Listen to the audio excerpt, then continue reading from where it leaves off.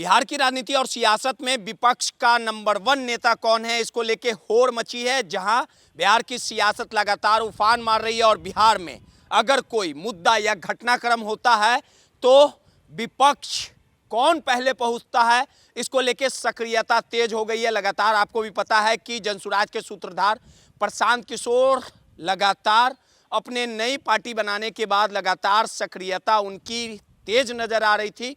भले ही 2025 के चुनाव में उनका खाता तक नहीं खुल पाया और उसके बाद बांकीपुर में उपचुनाव हुए, सीधे तौर पे प्रशांत किशोर विधायक बने और उसके बाद देखे कि उनकी सक्रियता और तेज हो गई। बिहार का अगर कोई मुद्दा हो या बिहार में विधि व्यवस्था हो या किसी तरह की घटनाएं अगर हत्याएं हो जाए तो प्रशांत किशोर पहले पहुंचते हैं, उस मुद्दे को उठाते हैं और बैक टू बैक सवाल यानी सम्राट चौधरी की सरकार से सवाल पूछते हैं। और लगातार प्रशांत किशोर की सक्रियता और जोश जुनून के साथ बिहार की जनता के साथ खड़ा होना ये दर्शाता है कि विपक्ष भले ही सोया हो लेकिन प्रशांत किशोर लगातार जागे हैं और यही सक्रियता के वजह से प्रशांत किशोर बांकीपुर के विधायक बन पाए और इसका खामियाजा कहीं ना कहीं नेता प्रतिपक्ष तेजस्वी यादव को भुगतना पड़ा। तेजस्वी यादव लगातार सदन से लेके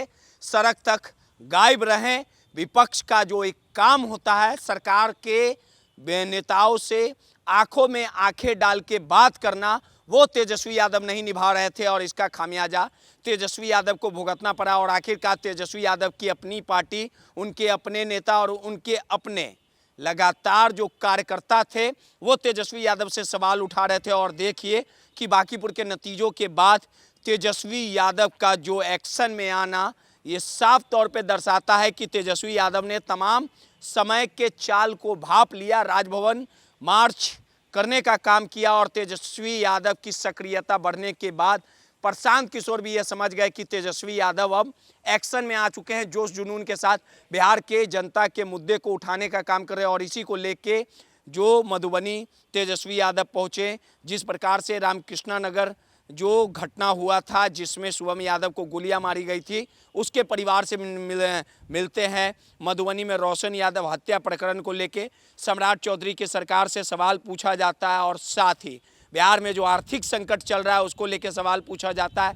हाजीपुर जाके चिराग के गढ़ में कहीं ना कहीं हुंकार भरते हैं और वहीं नेता प्रतिपक्ष के तौर पे तेजस्वी यादव पूरी तरह से सक्रिय हो चुके और विपक्ष जो काम करता है, एक विपक्ष को सदन से लेके सड़क तक जो आवाज़ को बुलंद करना चाहिए उस आवाज़ को तेजस्वी यादव बुलंद कर रहे हैं। आपको भी पता है कि प्रशांत किशोर भी लगातार मधुबनी से लेके हर एक पीड़ित परिवारों को अगर किसी तरह की घटनाएं बिहार में घट जाती है तो प्रशांत किशोर भी पहुंचते हैं। यानी प्रशांत किशोर कल तक सड़क पर लगातार अपने आवाज़ों को बुलंद कर रहे थे, वो विधायक नहीं थे, लेकिन अब सदन में भी कहीं ना कहीं प्रशांत किशोर बैठेंगे। भले ही वो खुद अपनी पार्टी के विधायक हो लेकिन जिस प्रकार से जो काम विपक्ष को करना चाहिए था वो काम प्रशांत किशोर कर रहे थे। कई बड़ी घटनाएं में तेजस्वी यादव चूक गए।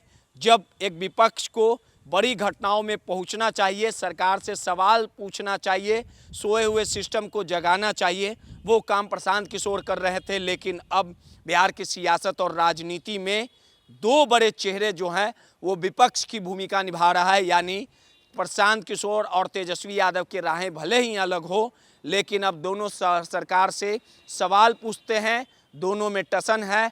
और अब बिहार की राजनीति में ये भी चर्चाएं तेज हो चुकी है कि आखिर विपक्ष का नंबर 1 नेता कौन, प्रशांत किशोर या तेजस्वी यादव। लेकिन इस होड़ में दोनों काफ़ी एक्शन और जोश जुनून में दिख रहे हैं और इस रास्ते पर काफ़ी तेज दौड़ लगा रहे हैं। और साफ तौर पे कहा जा सकता है कि हालिया दिनों में तेजस्वी यादव का जो एक विपक्ष के तौर पे जो काम होना चाहिए, अब तेजस्वी यादव का काम सर चढ़कर बोल रहा है और वहीं प्रशांत किशोर भी इससे पीछे नहीं है। सहयोगी मुन्ना के साथ रोहित, माई पीडीए समाचार, पटना।